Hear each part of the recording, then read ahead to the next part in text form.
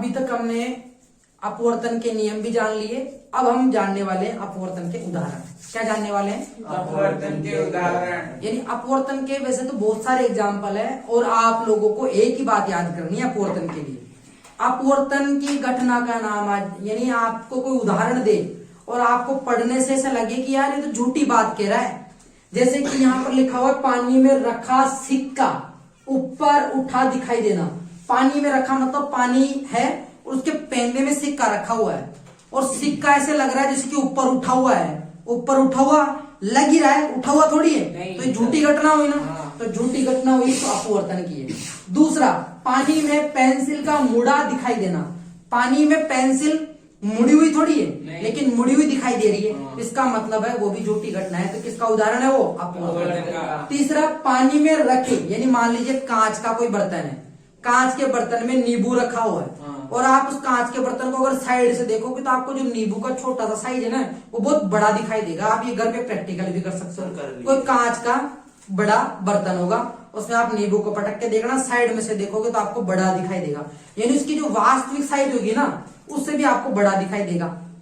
तो बड़ी साइज दिखाई दे रहा है थोड़ी, झूठी घटना। तो ये भी किसका उदाहरण होगा? अपवर्तन। इसके अलावा तरणताल। तरणताल का मतलब जैसे तालाब है, कोई भी तालाब है, पानी है, उसकी गहराई जो है ना, गहराई वो वास्तविक गहराई से हमें कम दिखाई देना क्योंकि उसका तरणताल भी ऊपर उठा हुआ दिखाई देता है। तो उसकी वास्तविक गहराई से कम गहराई दिखाई देती है, लेकिन गहराई कम थोड़ी होती है। कहीं तुम सोचो कि गहराई कम है तो कूद जाओ इसके अंदर, ऐसा थोड़ी करोगे।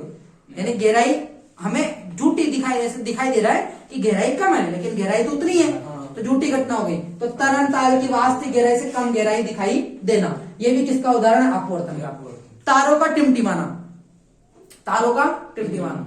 तारे वास्तव में टिमटिमाते नहीं है, तारे हमें टिमटिमाते हुए दिखाई देते हैं, तो झूठी घटना हुई ना। तो ये भी किसका उदाहरण हुआ? अपवर्तन का। अब मैं आपको आइडिया दे देता हूं, क्योंकि तारों से जो प्रकाश आता है तो वो इतना अधिक नहीं, कम प्रकाश होता है।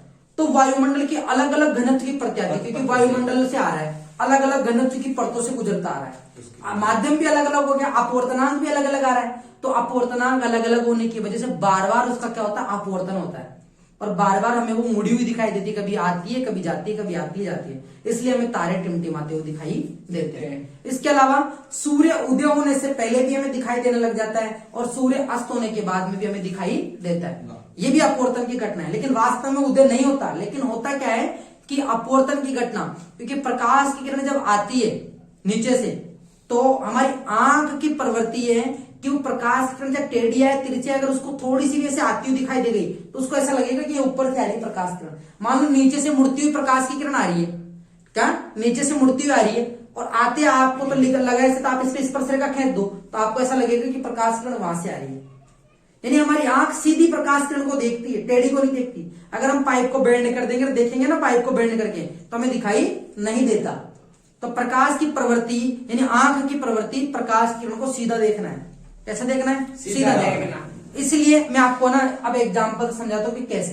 देखो, पानी में सिक्का, जैसे मान लो ये कोई बर्तन है और इस बर्तन के अंदर पानी भरा हुआ है, पानी भरा हुआ और ये हम मान लेते हैं 5 रुपए का सिक्का है। कितने का है रे? 5। अब तुम चांदी का मान लो, सोने का मान लो, कल्पना करने में तुम्हारा भी क्या जाता है, सही है, जो भी मानना चाहते हो वो मान लो।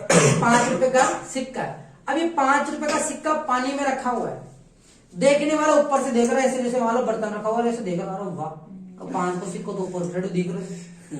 जैसे वो ये जो अपने नारायणी माता का मंदिर है, वहां पर पानी में बहुत सारे सिक्के पड़े रहते हैं, तो वह नहाने वाले क्या करते हैं, सिक्के ऊपर उठे हुए दिखाई देते हैं, हाथ डालते हैं और वहां पर बजरियात आ जाती, बजरियात में आ जाती है, तो उनको दिखाई देता अपवर्तन की वजह से सिक्का तो ऊपर उठा हुआ दिखाई देता है, लेकिन हाथ डालते हैं वहां सिक्का गायब, कुछ भी दिखाई नहीं देता।